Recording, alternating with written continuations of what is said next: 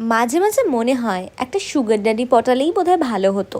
আচ্ছা, কি আর করতাম বলো, সেই সুগার ড্যাডিকে হয়তো মাঝে মাঝে 1-2 ঘন্টার জন্য মানে তার সঙ্গে হোটেলে যেতে হতো, একটু গা ঘেঁষাঘেঁষি করে বসতে হতো, তারপর ঘেঁষাঘেঁষি করতে করতে পাছা ঘেঁষাঘেঁষি করতে হতো। তার পয়সা রেস্টুরেন্টে খাওয়া, ফোনের বিল মেটানো, আরও কত কি।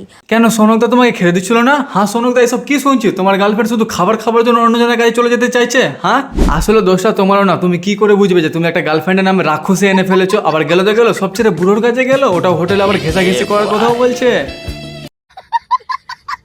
আমাদের সতী তো দেখাতে হবে বলো, আমি কত সতী, আর ভিতরে সুগার ড্যাডির সঙ্গে ফষ্টি নষ্টি। কেন দিদি, সোনকদার কি শুধু শরীরটাই বড় যে সোনকদাকে ছেড়ে সবচেয়ে বুড়োর কাছে যাচ্ছ? হ্যালো বন্ধুরা, চলে আসলাম নাইন সায়া উঠিয়ে আবার একটা নতুন ভিডিওতে। গিয়ে আমার মতো বডি বানাতে গিয়ে কারোর থুতনি আর গলা এক হয়ে গেছে, আর তোমার লেবুগুলো ডাব হয়ে গেছে। গিয়ে টোননেসটা একমাত্র জিমে গিয়ে আসে, আর আমি সেটাই করেছি, খুব তাড়াতাড়ি করেছি। সৌনক ছিল বলে সেটা আলাদা কথা। আমাকে দেখে বুঝতে পারছি যে সোনকদার কত বড় হাত ছিল, না মানে তোমার শরীরটাকে শেপে আনার জন্য। এই আমি জানো ট্রেনের খবর খুব ভালো বলতে পারি। প্রিয়া ধ্যান দিচ্ছি গাড়ির সংখ্যা মোনা, ট্রেনের খবর বলতে এসেছো নাকি তৈরি করতে এসেছো?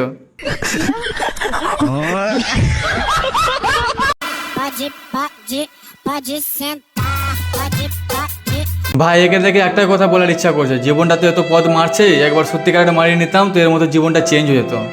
बात तो सही है। এই মোনা, এই এখানে পাট বাগানে কি করিস? বাল ছিটতে এসেছি, ভকম ভকম করতে এসেছি। ভকম ভকম মানে? মোনা, তোমার সাথে তো কেউ নেই, তুমি কি পাট ভরছিলে নাকি? তার কাঠ ভাঙবো, আমাকে জিজ্ঞাসা করতেছিস কেন তুই? তুই একা মেয়ে মানুষ এই দিকতে যাচ্ছিস বলেই মেয়ে?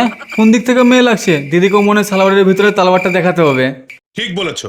তোমার নাম মনে, তুমি সত্যিই অনেক ভালো, কিন্তু সত্যি করে বলো তোমার গাঁটটা কেন কালো?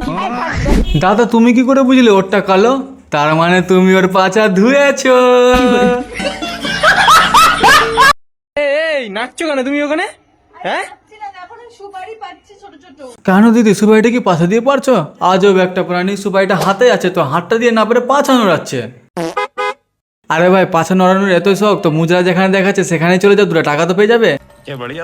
এটা তো ঘর মোছার লাঠি, এরম ভাবে কেউ মোছে? আরে পাগল, এইটা এরকম ভাবে মুছলে ঘর পরিষ্কার হয়, দাঁড়িয়ে মুছলে একটা ঘরও পরিষ্কার হবে না, বুঝিসও তো। ওটা তো তোমার গায়ে চলে আসলো, লাঠিটা বেঁচে গেলো। এক কাজ করো, লাঠিটা তোমার বরের পাশে গুঁজে দাও।